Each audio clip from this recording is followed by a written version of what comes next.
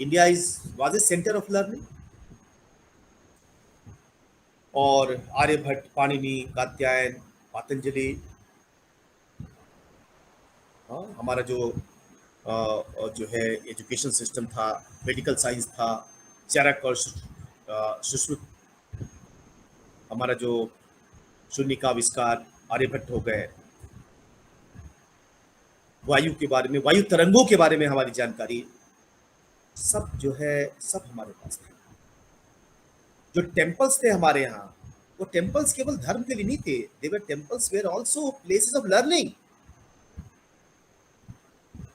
आजकल देख लें, आजकल तो टेम्पल्स, बहुत कम टेम्पल्स हैं जो temples of learning, places of learning हो गए हैं, पर कुछ है। पाठशाला बनी थी पहले हमारे, बहुत सारा, चतुष्पदी थे, गुरुकुल थे। गुरुकुल का मतलब ये था, गुरुकुल का मतलब है जहां पर जाके रहते थे लोग, रेजिडेंशियल था वो। तो विहार थे, हम जानते हैं, खास करके भगवान बुद्ध के समय में जो विहार की संकल्पना आई, वहां China, Korea, Tibet, Burma, Ceylon, Java, Nepal और जगह जगह से लोग आया करते थे हमारे देश में पढ़ने के लिए।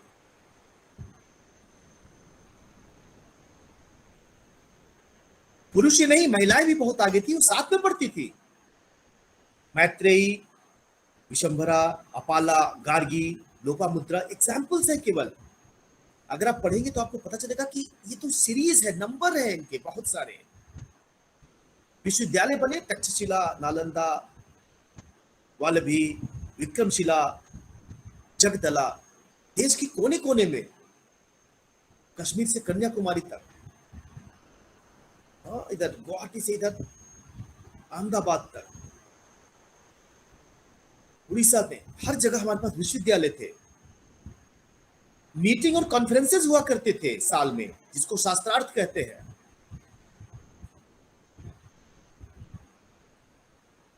महाराजा जनक इसके लिए जाने जाते थे, वो बहुत बड़ी कॉन्फ्रेंस करते थे विद्वानों की, खुद भी बहुत बड़े विद्वान थे। तो हमारा जो देश है, हमारा जो इतिहास है, वो तो खुद ही सेंटर ऑफ लर्निंग रहा है, अनलाइक और जो देश की तुलना में, और वो इनडिस्क्रिमिनेट तरीके से रहा है, कोई डिस्क्रिमिनेशन नहीं रहा है। लड़का पढ़ेगा केवल, लड़की नहीं पढ़ेगी, राजा का बच्चा बेटा पढ़ेगा, गरीब का बेटा नहीं पढ़ेगा, नो, इस तरह की कोई बात नहीं थी। मैत्रेयी और गार्गी जो है, ये तो ऋषियों की पुत्रियां थी। मैंने चर्चा की थी कि भाई इनके मदर जो है कई बार तैयार नहीं थी कि इनको इतनी शिक्षा क्यों दी जाए, और वो शिक्षा के लिए वो तैयार हुई, और दूसरे दूसरे क्षेत्रों में गई पढ़ने के लिए। तो हमारे यहाँ जो सिस्टम था प्राचीन व्यवस्था में, उसमें कोई डिस्क्रिमिनेशन नहीं था इस तरह का।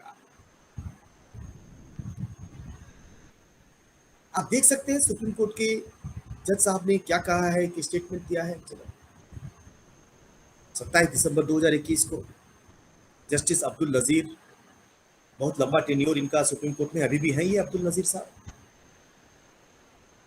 Great lawyers and judges are not born but are made by proper education.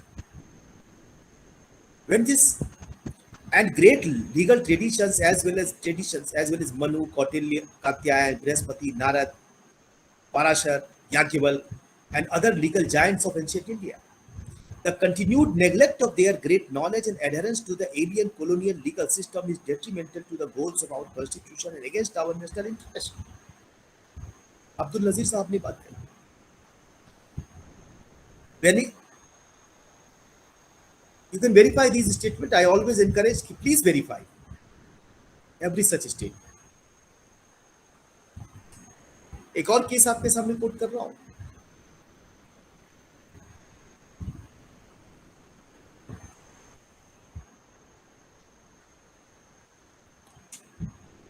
Delhi high court में जस्टिस प्रदीप नंदराजोग ने एक कंटेक्स्ट में कहा है,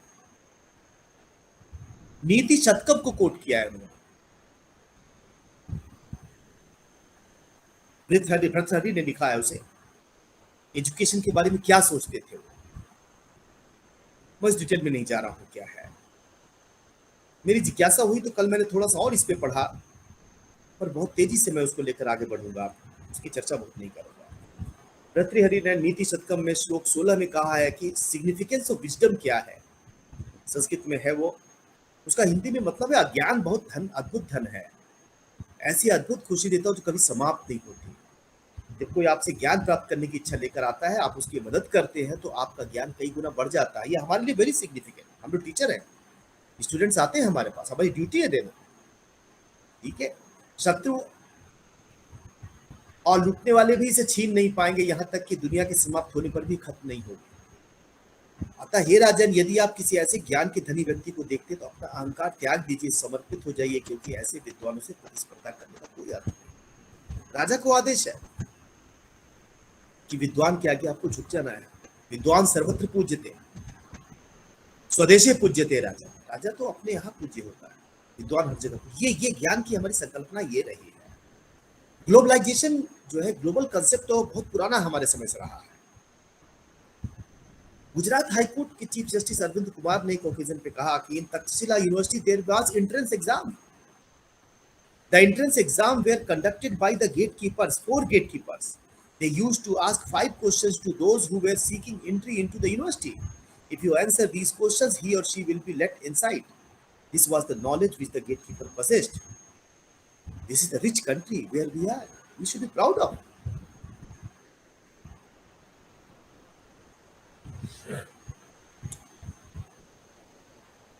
But as you know, we lost this wisdom with the passage of time. उसमें हमारा ही दोष था, हम उसको ठीक से संभाल के रख नहीं सके।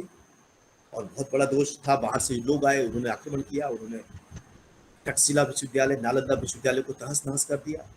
टेम्पल्स को इसलिए तोड़ा गया क्योंकि टेम्पल्स जो लर्निंग के स्रोत थे, उनको केवल धन के लिए नहीं किए गए। बाद में अंग्रेजों ने उसे खराब किया।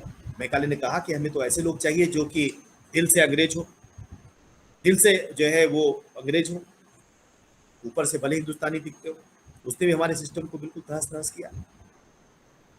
पर खुशी की बात है कि अब हम सुधरने का प्रयास कर रहे हैं। 50 सालों तक तो बहुत ध्यान नहीं दिया हमने, मैकाले संस्कृति के अनुसार ही चलते रहे। हम लोगों ने ध्यान दिलाया बार बार, but we did not take note. But it is good to see कि new education policy, national education policy 2020 भी यही कहती है कि जो हम इंडियन नॉलेज सिस्टम है उसको इनकारपोरेट